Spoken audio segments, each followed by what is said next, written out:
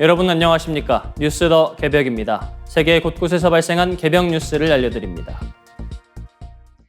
전 세계 바다가 다시 뜨거워지고 있습니다. 전 세계 평균 해수면 온도가 또다시 사상 최고치를 넘어선 것으로 집계되면서 지구촌 기후위기에 강한 경고음이 울리고 있습니다. 영국 파이낸셜 타임스에 따르면 유럽연합의 코페르니쿠스 기후변화 서비스는 지난달 6월 21일 전 세계 평균 해수면 온도가 20.96도를 기록했다고 밝혔습니다. 이유사나 코페르니쿠스 해양 서비스 역시 같은 날 해수면 온도를 약 21도로 분석했습니다. 이는 2023년과 2024년에 세워졌던 기존 최고 기록을 넘어선 수치입니다. 전문가들은 이번 기록이 지구온난화라는 장기적 흐름 위에 엘니뇨 현상이 겹치면서 나타난 결과라고 보고 있습니다. 이 엘니뇨는 적도 부근 태평양의 해수면 온도가 평년보다 높아지는 현상입니다. 현재 태평양에서는 수십 년 만에 가장 강력한 수준의 엘니뇨가 형성될 가능성이 제기되고 있습니다. 카를로 부온템포 코페르니쿠스 기후변화 서비스 소장은 현재처럼 해수면 온도가 높은 상황에서 엘니뇨까지 겹치면 앞으로 몇 달 동안 최고 수온 기록이 계속 깨질 가능성이 높다고 경고했습니다. 그는 이것이 새로운 국면의 시작이자 인류가 다시 미지의 기후 영역으로 들어가는 신호일 수 있다고 설명했습니다. 실제로 2023년부터 2024년까지 이어진 직전 엘니뇨 기간에도 전 세계 해수면 온도는 매달 최고 기록을 갈아치웠습니다. 바다가 뜨거워지면 대기는 더 오래 따뜻한 상태를 유지하고 태풍이 발달하는 데 필요한 에너지와 수증기도 더 많이 공급됩니다. 그 결과 지역에 따라 강한 태풍, 폭우, 홍수, 가뭄 같은 극단적 기상이변이 더욱 잦아질 수 있습니다. 영국 남극조사단 소속 해양학자 마이클 메러디스는 이번 6월 해수면 온도 기록에 대해 매우 우려스럽다고 밝혔습니다. 그는 엘니뇨가 아직 초기 단계에 있지만 장기적인 온난화 추세와 단기적인 기후변동이 동시에 작용하면서 앞으로 상황이 훨씬 악화할 수 있다고 지적했습니다. 문제는 바다의 온도 상승이 먼 나라의 이야기에 그치지 않는다는 점입니다.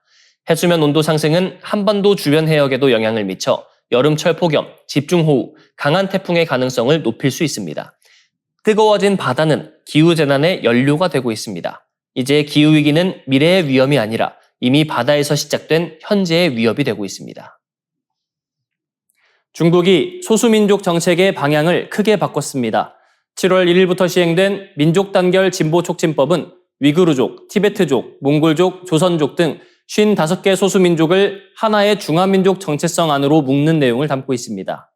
중국은 1984년 민족구역 자치법을 통해 소수민족 밀집지역에 자치구, 자치주, 자치현을 두고 일정 범위 안에서 고유 언어와 교육, 종교 활동을 인정해왔습니다. 그러나 새 법은 개별 민족의 차이보다 중화민족 공동체의식을 상위 원칙으로 내세웠습니다. 사실상 42년 동안 유지되어 온 민족자치의 틀이 국가 주도 동화 정책으로 바뀌었다는 평가가 나옵니다. 가장 큰 변화는 교육과 언어입니다. 새 법은 표준 중국어인 푸퉁화를 학교의 기본 수업 언어로 정하고 국가 통일 교재와 중화민족 공동체 교육을 모든 과정에 반영하도록 했습니다. 소수민족 언어를 배우고 사용할 권리를 존중한다는 문구는 남아있지만 실제 교육과 행정, 공공표기에서는 표준 중국어와 국가가 정한 역사관이 우선하는 구조입니다. 가정과 종교, 인터넷 공간도 통제 대상에 포함됐습니다. 가정에서 부모와 보호자는 자녀가 중국 공산당과 중화민족을 사랑하도록 교육할 의무를 지게 됐고 종교단체와 사원은 공산당 지도와 사회주의 체제에 맞춘 종교의 중국화를 추진해야 합니다. 인터넷 플랫폼은 민족 단결을 해친다고 판단되는 게시물을 삭제하고 당국에 신고해야 합니다. 논란이 가장 큰 부분은 해외 적용 조항입니다. 법 제63조는 중국 밖의 조직이나 개인이 민족 단결을 파괴하거나 민족 분열을 조장하면 책임을 묻겠다고 규정했습니다. 이 때문에 해외 위구르, 티베트, 몽골계 활동가, 대만 독립 지지자, 중국 문제를 연구하는 언론인과 학자까지 압박받을 수 있다는 우려가 커지고 있습니다. 중국 정부는 이 법이 탄압이 아니라 발전과 안보를 함께 위한 통합법이라고 주장합니다. 소수민족 지역의 경제 성장과 빈곤 퇴치 성과를 강조하며 민족 차별 금지와 낙후 지역 지원 조항도 포함됐다고 설명합니다. 하지만 미국과 독일, 유럽의회, 유엔 인권기구, 국제인권단체들은 이 법이 언어, 종교, 표현의 자유를 더 좁히고 해외까지 중국식 통제를 확장할 수 있다고 비판하고 있습니다. 중국의 새 민족법은 단순한 국내 법률을 넘어 소수민족 정체성과 국가 통제, 그리고 국제인권 질서가 충돌하는 새로운 갈등의 출발점이 되고 있습니다. 실험실에서 먹고, 자라고, 분열하고 다음 세대까지 남기는 합성세포가 만들어졌습니다. 미국 미네소타대 케이트 아다말라 교수 연구진은 세포의 성장과 복제, 분열을 모두 수행하는 세포 유사 시스템, 스퍼드셀을 개발했다고 밝혔습니다. 이번 연구의 핵심은 최소한의 유전 정보로 세포의 전 주기를 구현했다는 점입니다. 연구진은 유전자 36개를 7개의 원형 DNA, 즉 플라스미드에 나눠 담았습니다. 염기쌍 수는 9만 개 수준으로 30억 개에 이르는 인간 DNA와 비교하면 극히 작은 규모입니다. 이 DNA와 단백질 구성 성분, 지방산 입자인 리포솜 등을 함께 배양하자 일부 입자 안에 7개의 DNA가 모두 들어간 합성세포가 만들어졌습니다. 스퍼드셀은 스스로 DNA를 복제했지만 영양분은 외부에서 받아들였습니다.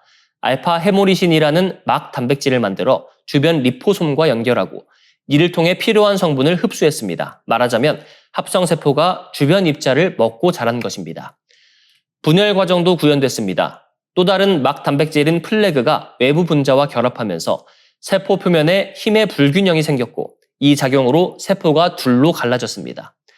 성장하고 DNA를 복제하고 다시 나뉘는 세포의 기본 생애 주기가 실험실에서 재현된 셈입니다. 특히 연구진은 자연 선택과 비슷한 과정도 확인했습니다.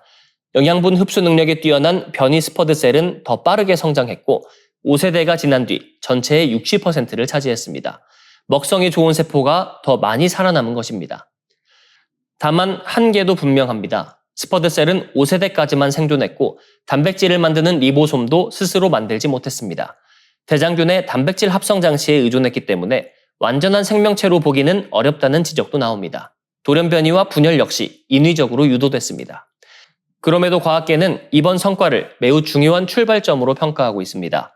과거 인공생명체 연구가 기존 세포에서 유전자를 줄이는 방식이었다면 이번 연구는 세포 구성 성분을 하나씩 조립해 만든 상향식 접근입니다. 일부 연구자는 이를 라이트 형제의 첫 비행에 비유했습니다. 짧고 불완전했지만 새로운 시대의 문을 열었다는 뜻입니다. 연구진은 앞으로 스퍼드셀을 더 완전한 생명체에 가깝게 발전시키고 생명유지에 필요한 최소 유전자 규명, 의약품 생산, 독성물질 분해, 온실가스 포집 등의 분야에 활용할 수 있을 것으로 기대하고 있습니다. 동시에 악용 가능성을 막기 위해 연구 성과를 공개하고 과학자들이 함께 감시하고 논의하는 체계도 만들고 있습니다. 7월 초 미국 중부와 동부를 강타한 기록적인 폭염이 독립기념일 연휴와 맞물리며 대규모 공중보건 위기로 번졌습니다.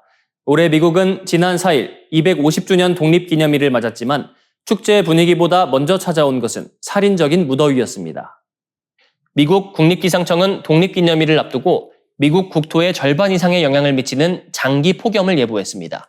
특히 중부와 동부를 중심으로 거대한 열돔 현상이 형성되면서 미국 인구의 3분의 2가 극심한 고온을 겪은 것으로 분석됐습니다. 이 열돔은 뜨거운 공기가 대기권에 갇혀 지표면을 계속 달구는 현상입니다. 폭염 영향권에는 뉴욕, 필라델피아, 워싱턴 DC, 볼티모어 같은 동부 대도시와 시카고, 세인트루이스, 디트로이트 등 중부 지역이 포함됐습니다. 남부의 멤피스와 댈러스도 높은 기온을 피하지 못했습니다. 실제 기온은 섭씨 30도 중후반까지 올랐고 높은 습도가 더해지며 체감온도는 최고 46도 안팎까지 치솟았습니다. 특히 시카고는 긴장감이 컸습니다. 이 도시는 1995년 최악의 폭염으로 주민 700명이 숨진 아픈 기억을 갖고 있습니다. 이번에도 국립기상청은 시카고와 쿡 카운티 일대에 폭염 경보를 발령했습니다. 낮 최고 기온은 35도, 체감온도는 38도에서 41도 수준으로 예보됐습니다. 브랜든 존슨 시카고 시장은 에어컨이 나오는 실내에 머물고 에어컨이 없다면 블라인드를 내리고 창문을 조금 열어두라고 당부했습니다. 시카고시는 무더위 쉼터 26곳을 운영했습니다.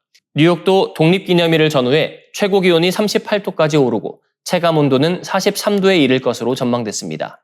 아큐웨더는 많은 시민이 야외 활동에 나서는 독립기념일 연휴와 폭염이 겹친 점이 특히 위험하다고 지적했습니다.